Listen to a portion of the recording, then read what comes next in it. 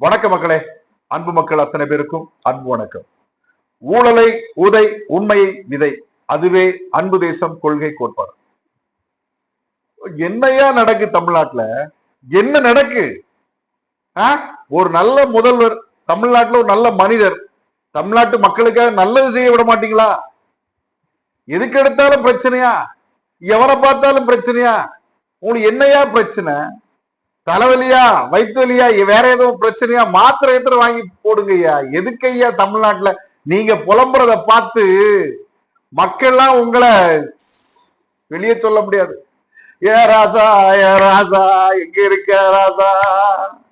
நீ வந்தே, நீ சொன்னியே ராசா, இப்ப எங்க இருக்க ராசா?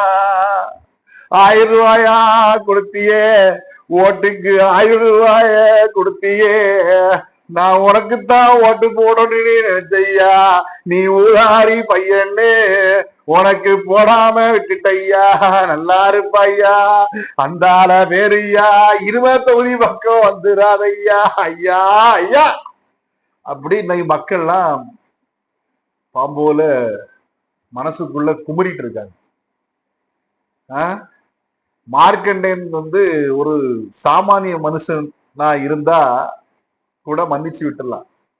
ஒரு சட்டமன்ற உறுப்பினர், அதுவும் சும்மாலாம் ஜெயிக்கல, அவரு மொள்ள மாதிரி முடிச்சவிக்கு தானம் பண்ணி ஜெயித்திருக்காரு. அது தப்பா நினைக்க கூடாது. 1000 2000 அப்படி அந்த ரேஞ்சில கொடுத்து ஜெயித்திருக்காரு. மார்க்கண்டேன் அவர் மீது ஏற்கனவே பல வழக்குகள் இருக்கதாகவும், பல பிரச்சனைகள்ல உடந்தையா இருக்கதாகவும், அவர் பள்ளியிலேயே ஒரு சில சரியான பண்டமெல்லாம் கரெக்டா நடக்காத மாதிரியும் அங்கு உள்ள மக்கள் பரவலா சொல்றாங்க. மார்க்கண்டேயன் தான் கோபத்துல மைக்க பார்த்து கத்தி விட்டாரு, பேச தெரியாம பேசி விட்டாருன்னு கொஞ்சம் மன்னிச்சு விடுங்களா. ஏன்னா ஆர்வ கோளாறுல மைக்க பார்த்த உடனே ஆர்வ கோளாறுல பேசி விட்டாரு. நீங்க தயவு செய்து குண்டாசு போட்டாதீங்க. கடந்த ஆட்சி காலங்கள்லாம் பாவம் சவுக்கு சங்கர் அண்ணன் பாவம் யூடியூப்ல பேசினாரு, அவருக்கு உடனே குண்டாசு. எத்தனை யூடியூபர் அவங்க இப்ப நீங்க கருத்து சுதந்திரங்கிறீங்கல்ல, எது கருத்து சுதந்திரம் கூட திமுக காரனுக்கு தெரியாமையா இருக்கு. ஒரு விஜய் அவர் இப்ப விஜய் அவர் ஆட்சி பண்றாரு, அவர் மேல தவறு இருந்தா தப்பு இருந்தா அதை சுட்டி காட்டலாம். நீங்க லயோலா மணிய 1000 பேர் குறை சொன்னீங்க.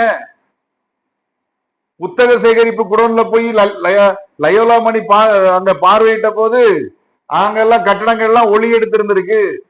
இதுக்கு முன்னாடி இருந்த பொறுப்பாளர் யாருங்க? இலக்கிய எவரெஸ்டா நம்ம திண்டுக்கல் லியோனி வக்கீர். அவரெல்லாம் அந்த பொறுப்புக்கு போடும் போதெல்லாம் திமுகவுல இருந்த ஒரு சில செம்பு சங்கி சொங்கி பங்கி பங்கி கிங்கி எல்லாம் எங்க போனீங்கோ? கொஞ்சமாவது மனப்பூர்வமா, கொஞ்சமாவது மனிதாயமானமா பேச பழகுங்க. மக்களா நினைங்க. தமிழக மக்களை மார்க்கண்டேயங்கிற கோமாளி எல்லாம் தவறுதலா பேசுறதுக்கு நீ என்னடா யோக்கியனா? நீ மார்க்கண்டேயன் பெரிய யோக்கியனா? இல்ல காமராஜர் மாதிரி வாழ்ந்தவனா? இல்ல ஐயா கக்கன் மாதிரி வாழ்ந்தவனா? இல்ல முத்துராமலிங்க தேவர் ஐயா மாதிரி வாழ்ந்தவனா? நீ யார் மாதிரி வாழ்ந்தவன்டா? முள்ள மாதிரி நீ யார் மாதிரி வாழ்ந்தவன்? நீ கள்ளண்டா, பொறிக்கடா, முள்ள மாதிரி முடிச்சவிக்கடா. தமிழ்நாட்டுல நீ சட்டமன்ற உறுப்பினருக்கு தகுதியற்றவன். உனக்கெல்லாம் ஓட்டு போட்டு விளாத்திக்குள்ள மக்கள்கிட்ட தான் கேட்கணும், சரியா? நீ யோக்கியன்னு பேசிட்டு 1000 ரூபாய் கொடுத்து ஓட்டு வாங்குறோம், நீ யோக்கியனா? அப்போ காசே கொடுக்காம இன்னைக்கு ஆட்சியில இருக்காரு, அவர் யாருடா? அவர் யாரு? அப்படின்லாம் மக்கள் கேட்கிறாங்க.